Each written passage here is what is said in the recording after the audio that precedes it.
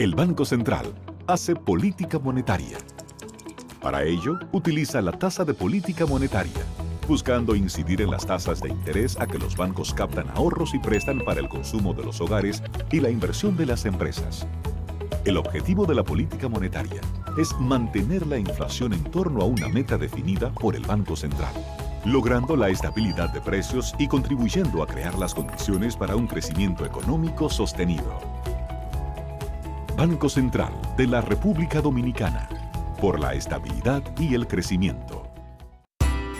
80 años de historia de superación y éxitos de nuestro banco determina que en esta etapa también estamos contigo, para que juntos pasemos la página y podamos escribir un nuevo capítulo lleno de fe y confianza en el futuro.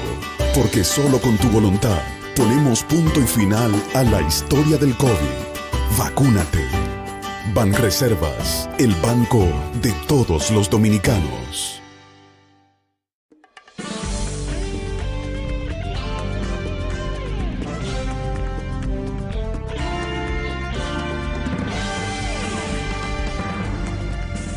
Buenas tardes, amables televidentes. Bienvenido a su cita diaria, crepuscular y nocturna en Teleimpacto, que es al final de la tarde.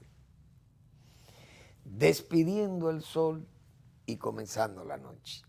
Este es el único programa que tiene 3 nombres, le agregamos ese otro, para poder diferenciarnos. Ponga su caridad en buenas manos. Apoye el Patronato de Lucha contra el Cáncer de Villa González Incorporado. Toda una institución para apoyar al prójimo más carenciado. 809-443-8010. También ponga su caridad en las manos del Hogar Escuela Santo Domingo Sabio, otra institución para formar jóvenes en alto riesgo, formarlos como buenos ciudadanos para la sociedad. Avenida Independencia, casi esquina Avenida General Gregorio Luperón, aquí en Santo Domingo. Bueno, el estado de los cielos, yo creo que Manegonte González es un magnífico comunicador y Manegonte se ha dedicado a las buenas informaciones, tanto del sector agroalimentario como del sector meteorológico. Y yo diría agrometeorólogo, es un agrometeorólogo Manegonte. Y Manegonte que nos informa sobre el estado de los cielos, como dice cuando está ¿cómo se llama esto? El nublado o las nubosidades, el polvo del Sahara, tiempo para sequía, tiempo para muchas lluvias, vientos, cómo va la formación de tormentas, ciclones, el rumbo, etcétera, etcétera. Manegonte siempre nos mantiene informados. Bueno, señores, hoy, como ustedes saben, los mayores, se cumplen 19 años de la muerte de Joaquín Balaguer, su desaparición física, porque su nombre está inscrito en las mejores páginas de la República, porque ese nombre de Joaquín Balaguer será eterno en el país, porque fue un hombre de los que cumple no solamente con la formación de ser un hombre de Estado, sino que cumple con esa referencia moral que yo hablaba ayer, cuando llegan gobernantes que no se merecen el título de excelentísimos. ¿Por qué? Porque no llegan a tener, no están entre los mejores, que son los que tienen esas virtudes. Entonces pierden eso. Decía yo ayer, el propio Danilo Medina no se ganó el excelentísimo. Claro, a Trujillo había que decirle el excelentísimo, pero era por el miedo, el terror, impuesto. Ahora Balaguer fue de los gobernantes que se ganó el excelentísimo. porque ese señor llegó experimentado, llegó al poder, no llegó como un improvisado tampoco. Entonces, Balaguer dio pruebas de eficiencia, prueba de visión de Estado, de aquel estadista que ve, como se dice, después de la curva. Y ahí están sus obras, que muchos la criticaban, sus críticos más severos le criticaban las grandes obras que Balaguer hizo para fines de que el país tuviera futuro. Es decir, en los gobiernos de Balaguer pudo haber dicho, señores, el futuro es hoy, porque fíjense cómo se diseñaron obras tan importantes que en el momento que se hacían sus críticos la criticaban porque eran innecesarias o eran faraónicas, monumentalistas, y Balaguer con aquella visión de Estado, aquella visión de medio y largo plazo, no de corto plazo. Entonces así nacieron aquellas avenidas como la Luperón, acuérdense, aquella avenida de la Jacobo Magluta, usted tenía la Charles de Gaulle y qué sé yo, y todas esas avenidas, Luperón, repito, la Núñez de Cáceres, la República de Colombia, la prolongación de los próceres, obras que se veían faraónicas, le decían sus críticos. Pero los panegiristas, donde yo me encuentro, nosotros los que defendimos a Balaguer todo el tiempo, entonces defendíamos y teníamos el criterio de que esas cosas iban a ser necesarias, porque ya estábamos concienciados de que era así. Las presas, yo recuerdo seminarios que yo llegué a ir a participar, donde se le criticaba a Balaguer esas grandes represas, porque lo que había que hacer eran las pequeñitas represas en todos los pueblos y comarcas del país, y que esas grandes obras monumentales debían para... Señores, si Balaguer no hubiera hecho estas presas, ¿y dónde hubiera estado el país? Los acueductos, las inundaciones, la energía eléctrica, la crianza de peces, el riego agrícola. Es decir, cosas que lo hacen a Balaguer un verdadero revolucionario, un revolucionario moderado. Eso fue Balaguer. Entonces, repito, llegó experimentado. Por tanto, la gente que seguimos a ese caballero como líder, porque su obra, no solamente la obra física, sino su formación, su conducta, la forma en que pudo manejar un estado tan difícil. Cuando tomó el poder, nosotros señalábamos aquí, el país tenía una esperanza de vida de 52 años. El dominicano esperaba vivir 52 años. Ese era el promedio de vida. Entonces hay que medir esa obra sistémica, qué sé yo, como diríamos, abarcante de Balaguer, todo este esfuerzo combinado para que la gente saliera de ese estado de miseria en que estaba. Aquí yo recuerdo ¿cuáles eran los titulares de los periódicos? Brote de disentería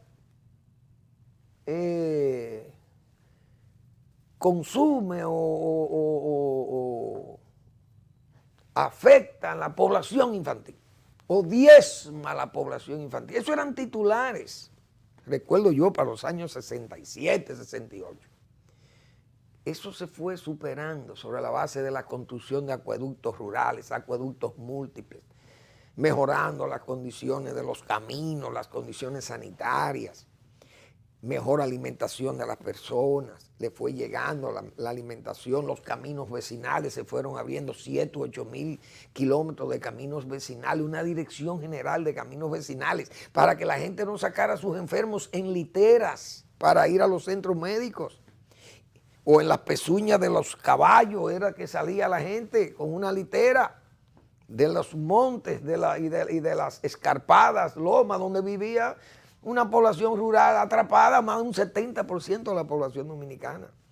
envuelta en la miseria, en la pobreza, en el analfabetismo.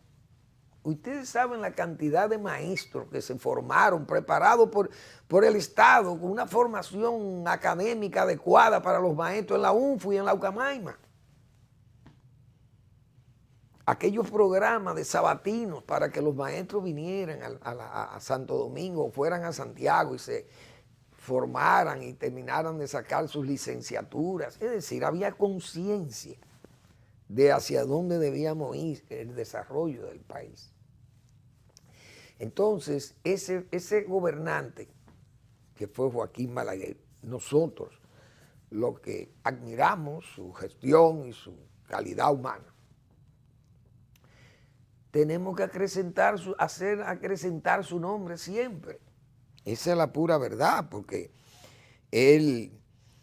sus críticos, repito, lo anatemizaron. Era un anatema Balaguer. Fue anatematizado Balaguer por sus críticos más severos. Aquellos sangrientos 12 años de Balaguer. Así que se refieren a los sangrientos 12 años de Balaguer.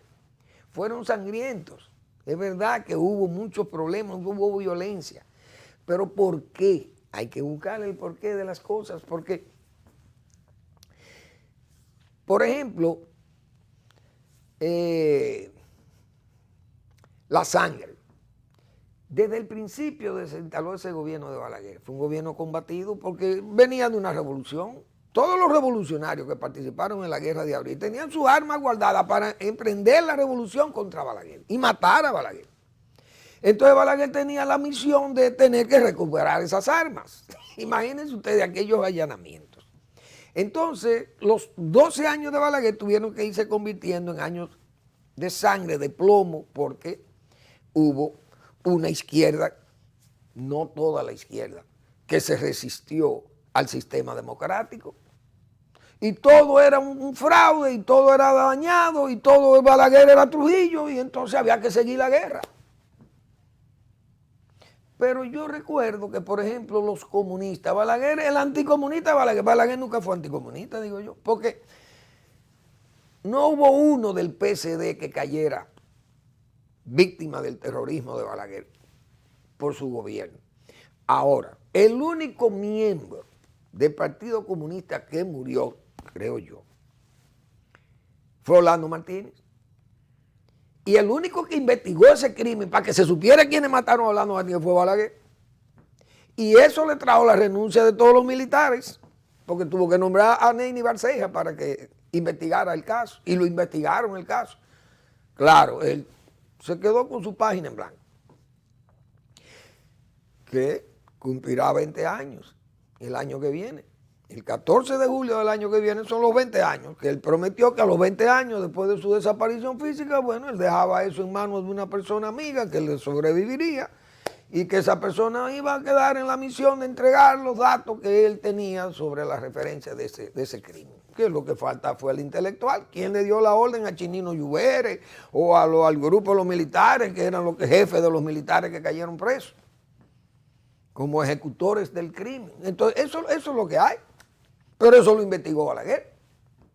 Ahora, siempre yo he dicho, por ejemplo, en el gobierno de Joaquín Balaguer, el Partido Comunista Dominicano, pero Balaguer nunca persiguió a esa gente, porque si no, a Cuello lo hubieran matado Balaguer, o a Narciso y Saconde. Y sin embargo, Carlos Acquasiati, que en paz descanse, Carlos Acquasiati era uno de los dirigentes más prominentes del Partido Comunista Dominicano y era su director de Onaplan en el gobierno de Balaguer. Y la gente de izquierda trabajaba en el gobierno de Balaguer, Verbigracia. ¿Quién diría? Fran Piñeiro no era un hombre de derecha de Balaguer y era el director de INAPA. Y don Leandro Guzmán, que en paz descanse también, era el jefe de obra de la presa de Tavera. Y era el esposo de una de las Mirabal asesinadas y además dirigente prominente del 14 de junio. Es decir, lo que pasa es que aquí hubo dos gobiernos que mataron muchísima gente, pero la gente piensa que a esa gente que esos gobiernos mataron, lo mató Balaguer.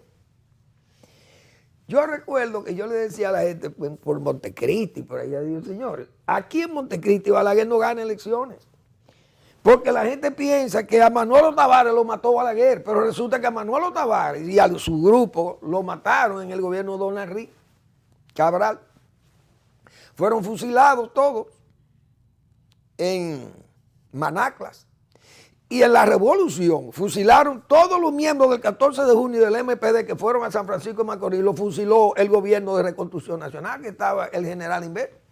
Pero Balaguer estaba en el exilio. Pero la gente piensa que a toda esa gente lo fusiló Balaguer.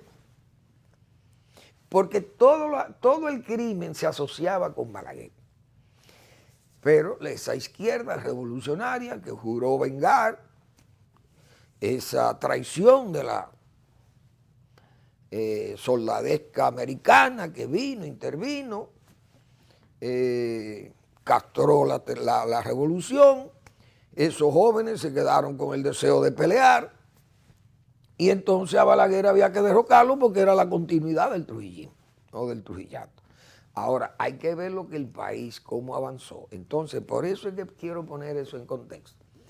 Porque de ese gobierno de Balaguer que se ha escrito y se ha hablado, pero hay una juventud que no conoce nada de Balaguer.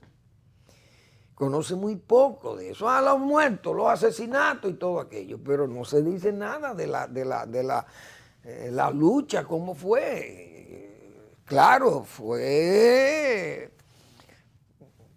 muy desproporcionada porque era una lucha de grupo contra el Estado. No es lo mismo luchar contra un ejército organizado y un gobierno que comenzó a despegar y a trabajar y a organizar económicamente y a desarrollar económicamente el país.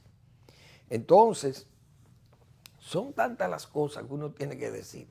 Aparte de aquel proyecto de agrario, señores, el proyecto agrario de Balaguer, todo la incorporación de una masa campesina aquí muerta de hambre, sin oportunidades, sin derechos. Aquí, señores, los peones agrícolas del campo no tenían seguro. Esa gente, eso eran números, eran bestias. Trabajaba esa peonada, no tenía ni seguro social. Entonces, de esos gobiernos de Balaguer, señores, más su sabiduría política, la organización del Estado, cuántas leyes, más de 87 leyes, yo recuerdo alrededor de 87, 88 leyes fueron promulgadas por Balaguer para fortalecer el Estado Nacional. Leyes como la Ley 13, por ejemplo, yo recuerdo el control de precios, o leyes, por ejemplo, como aquella para frenar los daños a los bosques, o la ley de aduanas, o la ley que creaba INEPRE, la ley que, qué sé yo, o sea, 88, 87 leyes promulgadas por Balaguer. La Dirección General Forestal, qué sé yo, usted buscaba impuesto interno, todo se modificó, Constitución inclusive, la Constitución, que yo creo que es la que ha tenido, la de mayor duración en el país, fue precisamente la Constitución de Balaguer. Entonces, señores, yo creo que Balaguer hasta organizó, su propia vida la organizó para que fuera larga, porque fue un hombre muy disciplinado. Entonces, hoy se cumplen 19 años, pero fíjense un detalle que yo voy a poner aquí. Te voy a resaltar, para cuando se vaya a escribir la historia nacional, porque siempre yo he dicho, señores, a Balaguer lo van a condenar los historiadores, porque los historiadores de hoy son historiadores adversarios, enemigos jurados de Balaguer. Imagínense ustedes, Fran Moyapón es un historiador respetable del país, pero usted toma, Fran Moyapón es un hombre adversario, ideológico de Balaguer. Entonces ese señor no puede escribir una historia porque va a incluir al Balaguer diabólico. Igual que Bernardo Vega. Si Bernardo Vega tuviera que escribir esa historia, la historia moderna, contemporánea, a Balaguer lo van a condenar como un verdadero sátrapa o un neosátrapa. Porque son gente que fueron adversarios jurados de Balaguer. Entonces, para escribir la historia, habrá gente que se presta a todo. Yo estuve viendo un trabajo que salió publicado en el Listín Diario en la sección La República. La mayoría de las presas del país se construyeron hace más de 30 años. Este trabajo me dice a mí cómo se va a escribir la historia contemporánea y cómo van a poner a Balaguer en la historia. Esto fue publicado por Lilian Tejeda el sábado 10 de julio, es decir, el sábado pasado. Pero miren lo que dice aquí, por ejemplo. La presa de Sabaneta, la presa de Sabanayegua, son dos presas. Esas presas que yo estaba en San Juan de la Maguana, llegué a San Juan y ya estaban en ejecución. Señores, yo recuerdo que la presa de Sabaneta prácticamente estaba terminada. Ya el canal José Joaquín Puello, que era temporero, iba a ser definitivo porque ya tenía la presa prácticamente lista, la presa Sabaneta. La presa de Sabanayegua también estaba prácticamente ya terminada.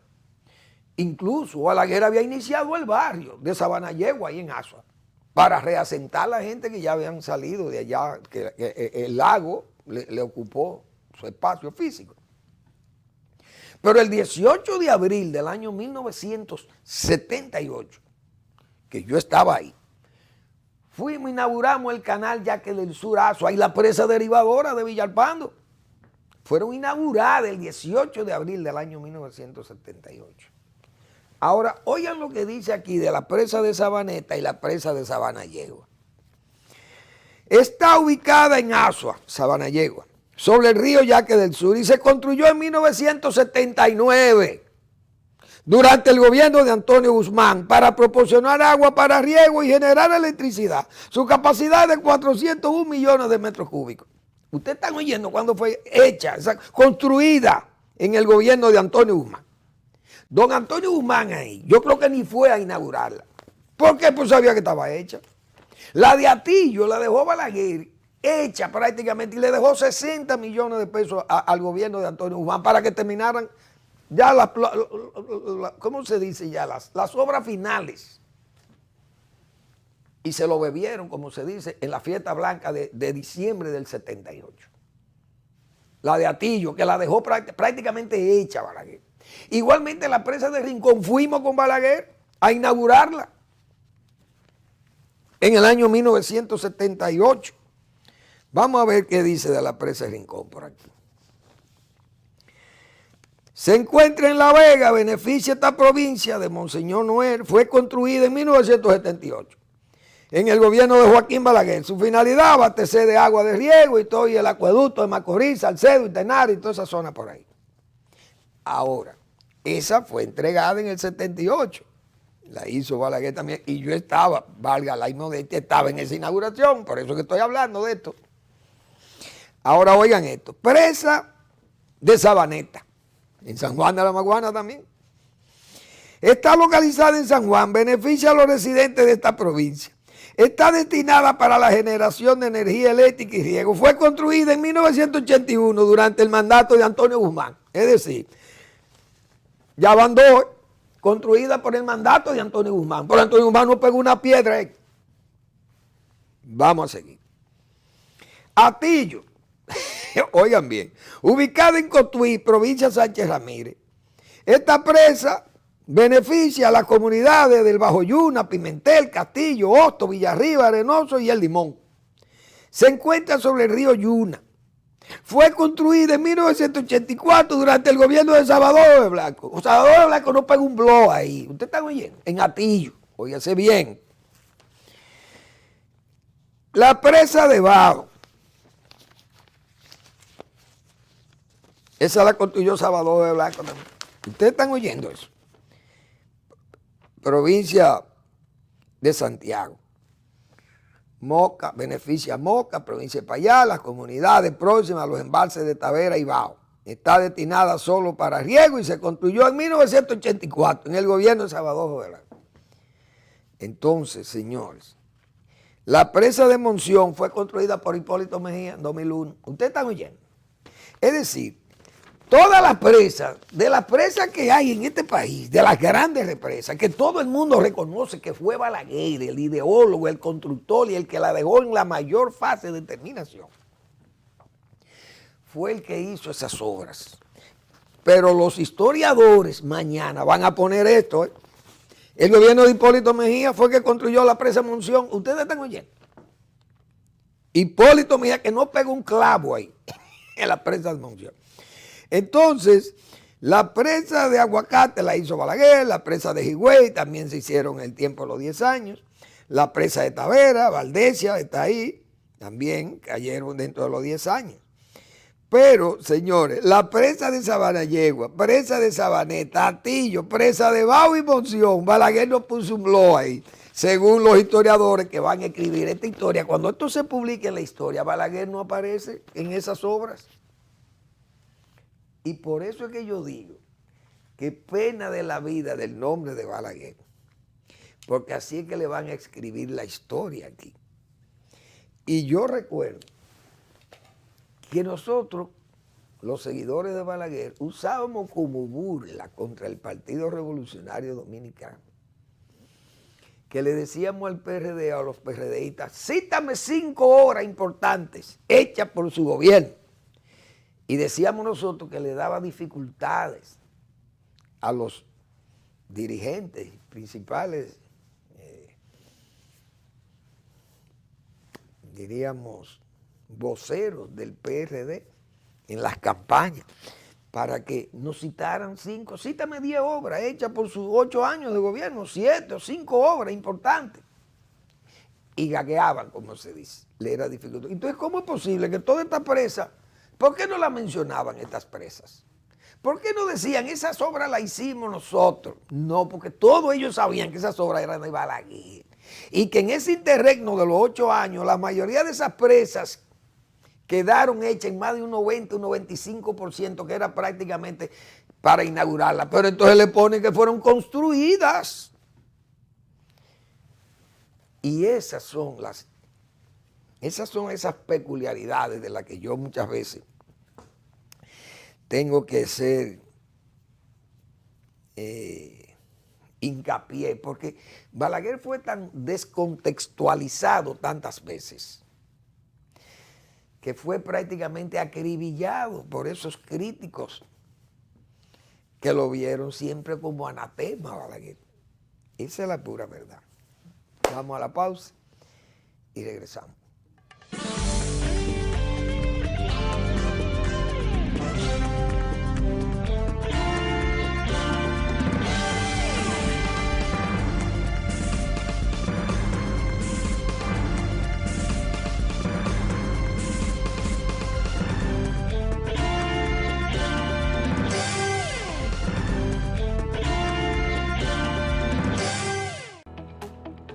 El Banco Central hace política monetaria. Para ello, utiliza la tasa de política monetaria, buscando incidir en las tasas de interés a que los bancos captan ahorros y prestan para el consumo de los hogares y la inversión de las empresas. El objetivo de la política monetaria es mantener la inflación en torno a una meta definida por el Banco Central, logrando la estabilidad de precios y contribuyendo a crear las condiciones para un crecimiento económico sostenido. Banco Central de la República Dominicana, por la estabilidad y el crecimiento. En Banreservas apoyamos la voluntad de quienes generan cambios para escribir nuevas historias. Por eso en 1979 nace el voluntariado Banreservas, que realiza acciones de sostenibilidad y solidaridad que mejoran la calidad de vida de miles de familias vulnerables, llevándoles dignidad y esperanza. Banreservas, 80 años siendo el banco de todos los dominicanos. Esa es una joya viva de la naturaleza que está en venta. 112 tareas en el municipio de San José de las Matas. 40 de ellas sembradas de café de aroma. El quintal de café vale $158. Así que eso es una inversión importante que ya tiene la finca. Puede comunicarse con doña Magalis en el 809-350-6355. Bien.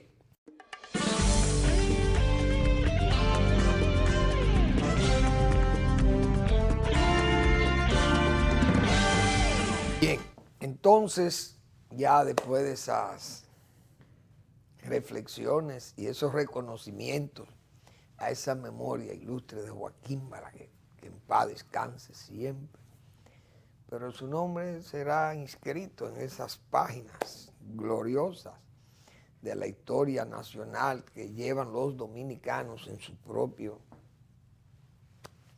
e íntimo yo, diríamos así, porque muchas veces en los libros se escriben las cosas y se dejan para la posteridad, señores, y cuando la posteridad lee, va a leer prácticamente que fue un sátrapa que vino a aprovecharse del poder, a gobernar 22 años bajo trampa y haciendo de todas las diabluras, y que Balaguer lo que hizo fue robar elecciones, se quedó con esa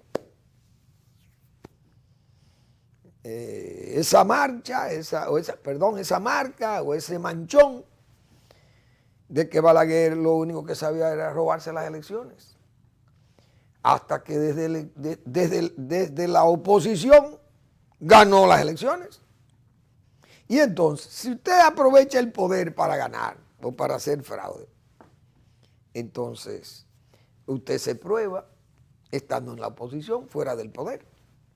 Y estando fuera del poder, entonces ganó las elecciones del 86. Ah, que fue por fraude, como decía yo siempre he dicho eso. Bien, fue por fraude.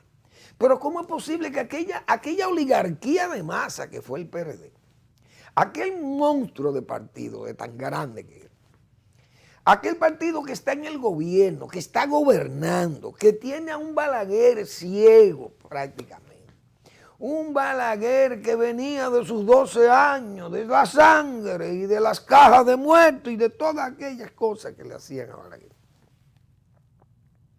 ¿Cómo es posible entonces que Balaguer compitiera tan de tú a tú con un partido como ese, que fue una oligarquía de masa aquí cuando Balaguer era un sátrapa? Porque esa era la definición que le daban. ¿Cómo es posible que compitiera tan de cerca con aquella oligarquía de masa que o se planteó contar votos que eran votos no nulos, sino observados? Y que aquella maquinaria, estando en el poder, tuviera que salir a contar unos votos observados a ver si le podía ganar a este sátrapa, a este hijo de Trujillo, a este mal gobernante del país. ¿Cómo se explica aquello? O sea, esas son las cosas que yo decía. Bueno, entonces, ¿cómo es el asunto? ¿Cuándo es que nos vamos a morir? Entonces, así pasó en el 94. Cuando yo he tenido que mostrar lo que pasó en esas elecciones, cuando el poder norteamericano se pone en contra de Balaguer, crean a Participación Ciudadana, utiliza la embajada americana en forma descarada para sacarlo del poder. Pero resulta que Galo midió a Balaguer y midió a Peña Gómez, y Balaguer tenía un punto por encima de Peña Gómez y había un empate técnico. Entonces, ¿dónde estaba ese fraude colosal? Esas explicaciones que yo he dado muchísimas veces aquí, con pruebas, porque le he mostrado. Entonces, esas son de las evidencias que hacen grande a Balaguer, esa personalidad de Balaguer. Y por eso cuando murió fue ese entierro apoteósico de prácticamente el día entero, porque señores, desde el tiempo de velatorio en la casa de Balaguer hasta su enterramiento, que fue alrededor de las 2 de la mañana, bajo un aguacero intensísimo en el Cristo Redentor, y que donde estuvimos hasta los últimos minutos allá, eso fue una verdadera prueba de que el pueblo dominicano estimó a Balaguer y acogió a Balaguer como uno de sus grandes líderes de los 2 siglos, del siglo XX y del siglo XXI, porque murió en el 2002, un día como hoy, 14 de julio. Que en paz descanse el doctor Balaguer. Bien, bueno, el gobierno hoy ha habido una buena noticia, ese incremento del salario mínimo de un 24%. El presidente se ha sentido muy contento. Eso no hay duda que traerá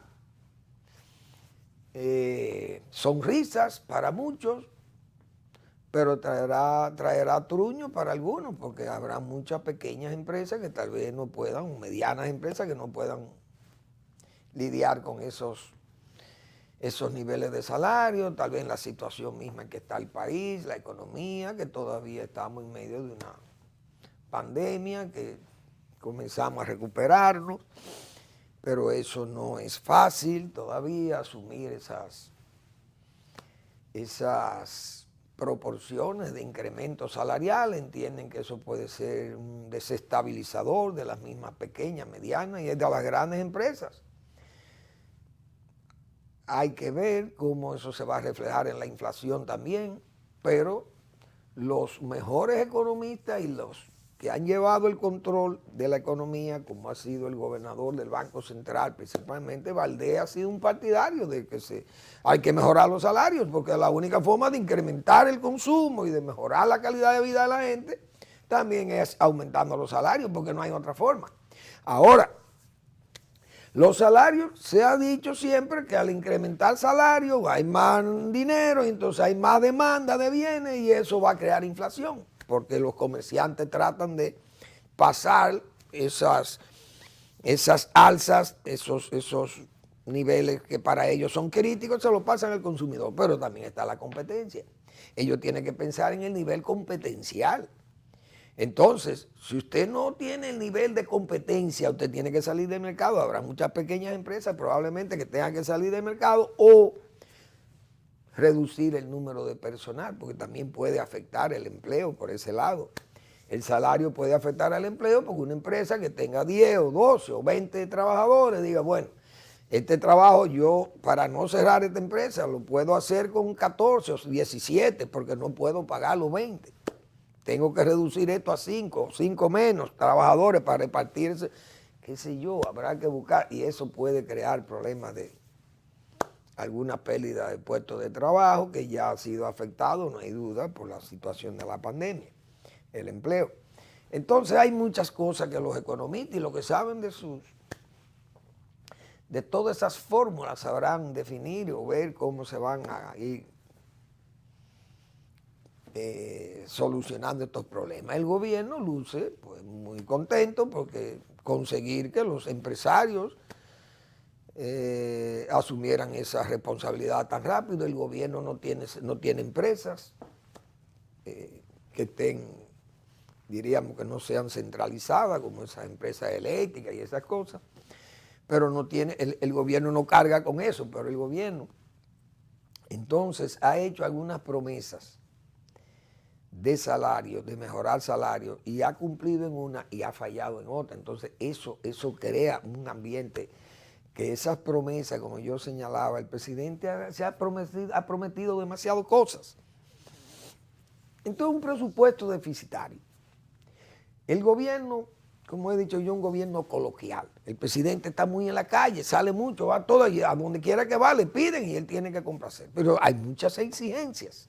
Usted va a San Juan de la Maguana, las exigencias de los caminos, eso es terrible, los caminos vecinales que yo he dicho. Entonces, aquellos caminos vecinales, muchos que son caminos productivos, pero son caminos vecinales. Aquellos caminos que se abrieron, como yo citaba el caso de Balaguer, 7,000 kilómetros de caminos vecinales, una dirección general de caminos vecinales, fue lo primero que Balaguer instaló ahí en Obras Públicas. Entonces, esos caminos se hicieron, pero si esos caminos no se les da mantenimiento, imagínense ustedes para sacar los productos, para llegar, ya las comunidades han crecido mucho. Esos caminos del Limón del Yuna, entonces las lluvias deterioran mucho, el golpeo de la lluvia deteriora mucho los caminos, en los trópicos se deterioran más, por la misma periodicidad y por la misma intensidad de las lluvias, son cortas, fuertes. Miren esos aguaceros hoy. Son aguaceros de corto tiempo, pero muy intensos, muy fuertes, y golpean, y arrastran, y dañan. Entonces, esa lluvia en los campos dañan los caminos. arrastran las cañadas, tapan las alcantarillas, los puentes se debilitan, etcétera, etcétera. Hay mucha demanda de eso. Acueductos que se afectan. Entonces, las escuelas, un año escolar fracasado, porque yo lo veo así. El año escolar fue un fracaso, yo responsablemente lo vi y dije que ese ministro no está a la altura de ese cargo. Lo he dicho yo responsablemente. Ahí hay 6,000 escuelas que en malas condiciones. Él dice que se están arreglando 2,000, ojalá. Pero no debieran arreglarse 2,000, debieran arreglarse las 6,000. Que el año debió tomarse para eso, como decíamos nosotros, un año sabático. Formar docentes, más docentes. Ahora hay que reclutar 15,000 docentes, se inscriben 40,000, probablemente 60,000 no sirven, no funcionan, no tienen el nivel competencial, profesionalmente hablando. Entonces, ¿para qué fue el año escolar? Para gastar 150,000 millones de pesos. Hay muchísimos profesores que ahora no quieren ir ni siquiera para septiembre, quieren presentarse a las clases. Y comprar la lactó y comprar las tabletas y todos esos materiales que la propia advertencia del señor ministro de Educación confirma lo que nosotros decíamos del principio, que yo ponía el ejemplo de aquellas casas de empeño que habían en Asua, que yo espero que ya esa cosa la hayan superado. Pero habían unas casas de empeño en Asua que recibían, señores, productos químicos, plaguicidas, que le entregaban las tomateras a los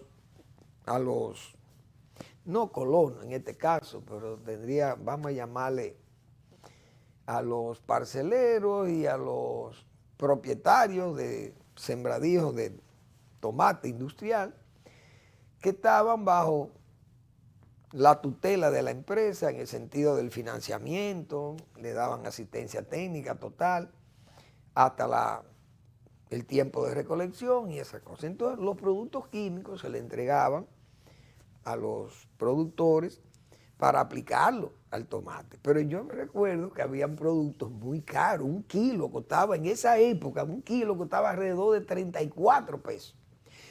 Pero, señores, un kilo que costara 34 pesos, $1 costaba $1. Un peso era igual que $1 en el año 1978, 1.5, 1.10. Es decir, un producto que costaba 30 pesos el kilo era un producto de mucho valor. ¿Qué hacían los productores? Empeñaban ese producto. Si le entregaban 2 kilos, 3 kilos para aplicarlo al producto, empeñaban 2 y aplicaban 1. Pero ese era el dinero de la jugada de gallo, el dinero de la jugada de la lotería o el jugado de la querida, como se dice, o del amante, qué sé yo, o de los tragos. Esas cosas, señores, son posibles todavía en estos tiempos, que esas herramientas tecnológicas, comunidades familiares muy pobres que están en situación de miseria, y entonces un muchacho enfermo, una necesidad familiar, van a terminar empeñando fácilmente una herramienta de trabajo de estudio. El propio ministro le hizo la advertencia en algunas comunidades donde fueron a entregar estos equipos tecnológicos, y le hacía esa advertencia de que no quería que ni para telenovela, ni para ver telenovela, ni para arrendarle, ¿cómo se llama esto? Para empeñarla, ni nada de eso. Porque hay los temores, porque que no hay una concienciación de esas cosas. Entonces ese año escolar, ahora vamos a ver cómo se arranca en septiembre. Hay un proceso de vacunación que uno no entiende. El gobierno, yo creo que puede cometer un error con esta flexibilización por el asunto del COVID, porque es que la gente no se quiere vacunar. No es posible que en Asua, señores, haya vacuna en Asua. En Asua no está vacunado más que un 30 o un 40% tal vez de la población. Y van a vacunarse 30 personas a un centro de vacunación. No es posible. Entonces, el toque de queda, flexibilizarlo, más de lo que está. Fíjense lo que pasó en San Francisco de Macorís, una burla a la autoridad. Entonces yo pienso que en vez de abrir más, lo que tenemos que cerrar más. Ojalá el toque de queda fuera más rígido y la autoridad fuera más fuerte hasta que nos vacunemos. Pero tenemos que estar vacunados. Porque si no estamos vacunados, estamos expuestos a enfermar más gente y va a morir mucha gente más sin necesidad, teniendo el país vacunas de más. Porque hasta el señor Mario Lama, el jefe de la seguro, del Servicio Nacional de Salud, admitió que tienen demasiado vacuna, es decir, lo que se decía y lo que dijo Leonel Fernández, que había un exceso de compraron vacuna en exceso. Pero esas vacunas se pueden dañar si no la usamos. Vamos a la pausa y regresamos.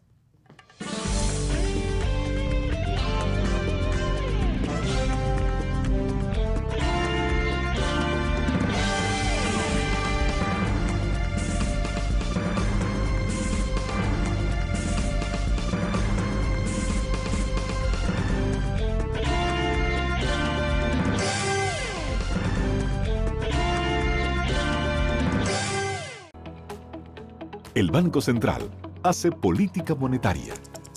Para ello, utiliza la tasa de política monetaria, buscando incidir en las tasas de interés a que los bancos captan ahorros y prestan para el consumo de los hogares y la inversión de las empresas.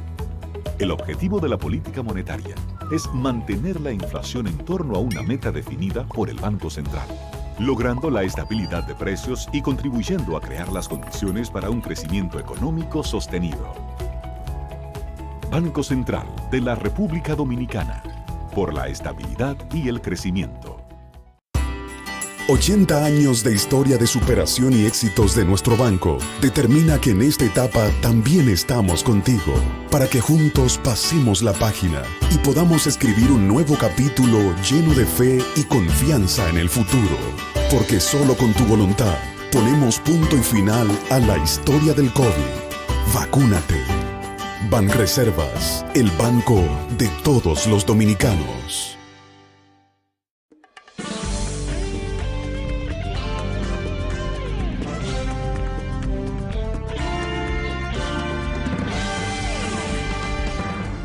Bien, como todos los miércoles, el doctor Marino Vinicio Castillo publica su blog La Pregunta, la paciencia necesaria ante la grave fluidez de los hechos. Ese es el título de su blog. Excelentes reflexiones del doctor Marino Vinicio Castillo, que le insto a que la lean para que disfruten de esas buenas lecciones de pedagogía que nos da el doctor Marino Vinicio Castillo, de sus vivencias, de sus viejos saberes. Google, fácil de acceso, todo el que tenga su internet, y va a La Pregunta, Vincho, y ahí aparece su blog. Bien, entonces, ante esta situación del COVID, que el gobierno, a partir de hoy, anuncia la apertura, la flexibilización más, hasta las 11 llegará la flexibilización del toque de queda, pero viendo esto que pasó en San Francisco de Macorís, este acto casi vandálico, vamos a decir, porque eso es un acto de vandalismo, un irrespeto a la norma y a la afectación misma de la salud, porque eso es promover el caos sanitario. Nada, ni una autoridad, un desorden, un DG, qué sé yo. Entonces, el COVID, siguen muriendo 4 o 5 personas, se infectan 800, el mismo ritmo que hemos traído, con excepciones de alguna fecha en que se ha incrementado por esas locuras, esos excesos. Entonces, tenemos vacuna de más, como se ha señalado, que se compró más vacunas que las necesarias. Y ahora estamos expuestos, y el gobierno está expuesto a tener una crisis prácticamente. Si esa vacuna no se utiliza, la gente se hace reticente, no quiere vacunarse, uno no sabe por qué no quieren vacunarse. Pero el gobierno tiene que seguir y decir que el toque de queda va a ser más rígido, va a ser desde las 3 de la tarde hasta que la gente se vacune. Y si la gente no se vacuna, no va a haber liberación de flexibilización del toque de queda. Yo soy de eso, partidario, porque en España ahora mismo, señores, eso es un desastre también. Muchísimos países que han tenido que repunta el COVID. Y vi una noticia sobre el COVID que me dejó también un poco inquieto, que es el caso de la Johnson & Johnson, que en Estados Unidos se ha dicho ahora que la Johnson & Johnson se teme que ha estado generando, que va a generar o que ha generado algunos casos de Guillain-Barré, aquella enfermedad creo que produce el Zika, es una enfermedad como neurológica. Y la gente, bueno, lo pone a uno que, como dice, un disparate. Esa enfermedad que hubo algunos casos, que repito, que por el mosquito del Zika, de la enfermedad esa, cuando vino ese caso aquí, se dieron algunos casos del síndrome de Guillain-Barré. Pues dicen que la vacuna Johnson origina eso. Imagínense ustedes, todavía las cosas adversas. Yo viendo el juego ayer de béisbol, del juego de estrella, ese estadio, señores, full, ese estadio creo que es el Coors Field, que le llaman, no sé si es de Colorado, creo que fue, bueno. Pero ese estadio full de fanáticos, sin mascarillas. Los peloteros no usan mascarillas. Y ese estadio, yo le puse una foto, pero la gente vio todo eso. Ese estadio lleno de gente sin mascarilla. ¿Por qué Estados Unidos se da esos lujos? Pero porque tiene más de 300 millones de gente vacunadas. Entonces, yo creo que el mejor ejemplo de que hay que vacunarse lo da precisamente por eso es que Estados Unidos es la primer potencia del mundo, el imperio, como le quieran llamar, pero es por eso, porque los americanos responden. Claro, hay muchísima gente loca allí en Estados Unidos y en el sur, y hay muchísimos movimientos religiosos y cosas. En ese país hay un lío, que hay gente que no cree en vacunas, pero no en esta vacuna, ¿no? Hasta en la de polio no creen en ninguna, ni en la de la tuberculosis, ni el tétano, ni nada de esas cosas. Ellos no creen en nada, no creen en vacunas. Bueno, esas son comunidades que hay en los Estados Unidos. Pero ese pueblo, su masa, 300 millones de gente está vacunada. Por eso esos eventos masivos de gente sin mascarillas, pero Estados Unidos está vacunado. Entonces, eso quiere decir que la gente tiene que vacunarse por República Dominicana. Las provincias, no, las provincias que estén sin vacunar. Con baja, por ejemplo, ese caso que yo vi de Asua. 30 casos señalaba una señora, una enfermera. Hoy tenemos muchísimas vacunas disponibles y solamente han venido 30 en Asua, que es una provincia que tiene mucha gente. Entonces a Asua yo le pongo un toque de queda que a las 4 de la tarde tiene que estar todo el mundo recogido o se vacuna. En las comunidades rurales, en todas las comunidades de la provincia, se vacunan o le pongo un toque de queda que a las 4 de la tarde tiene que estar recogido en Asua, todo el mundo. Porque lamentablemente estos países hay que tratarlos a empellones, porque no hay forma. Entonces, ¿a qué estamos expuestos? Que el gobierno pierda muchísimo dinero.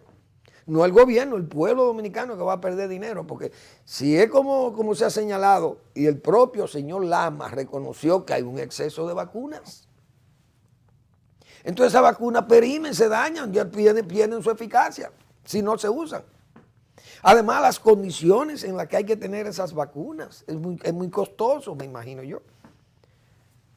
Pero así está el pueblo dominicano.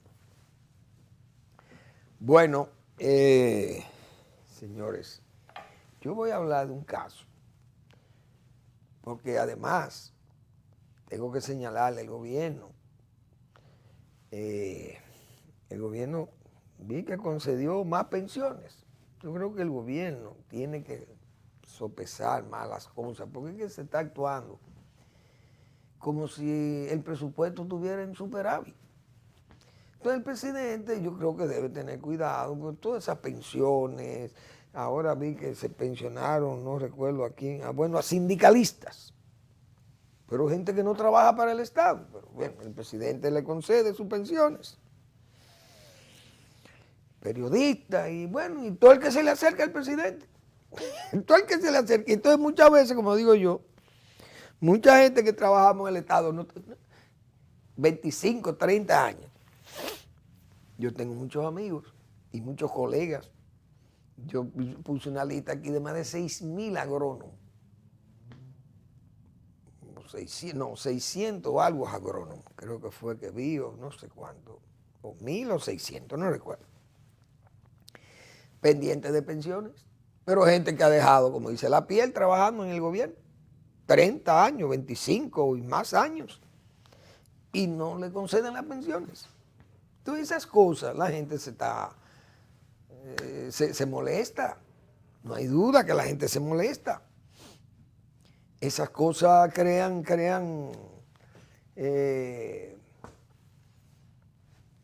resistencia y la gente eso no le hace sentir bien. Esa es la pura verdad. Bueno, vamos a ver qué pasa. El gobierno concedió lo que nosotros habíamos solicitado, que se le abriera esa frontera en forma prudente para pasar algunos alimentos y productos estratégicos a aquel país que ha vivido de eso, porque no es una cosa que no es un invento.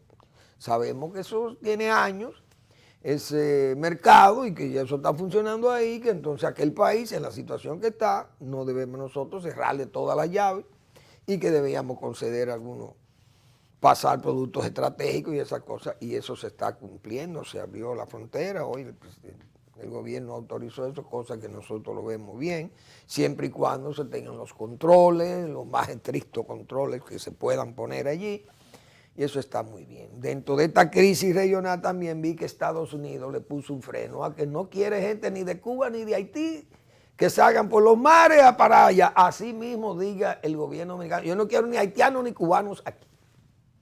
Así como Estados Unidos, el señor Biden dijo que no quiere inmigrantes que vayan por ahí, boat people. Nosotros no queremos people line o front line, qué sé yo, como se pueda llamar, por la frontera. No queremos refugiados por la frontera, lo que evidencia que Estados Unidos, ese acuerdo que está, el Tribunal Constitucional debe tumbar el preacuerdo. Porque si Estados Unidos es el primero que firma o quiere que nosotros aceptemos lo que dice ese preacuerdo, de que tengamos que aceptar los refugiados aquí, ¿y por qué ellos no aceptan los refugiados allá? Entonces tenemos nosotros que complacer a Estados Unidos para que nos meta 2 millones de haitianos aquí. Cuidado. Entonces, excelente, el Tribunal Constitucional que se agarre de lo que dijo el presidente Biden. No quiere allí gente ni de Cuba, ni refugiados de Cuba, ni refugiados de Haití. Eso también vamos nosotros a decir. No queremos refugiados de Haití. Por tanto, ese acuerdo de prechequeo, tumben eso. Así de claro. Gracias por su atención. Nos vemos mañana en otra entrega de Al Final de la Tarde, despidiendo el sol y comenzando la noche.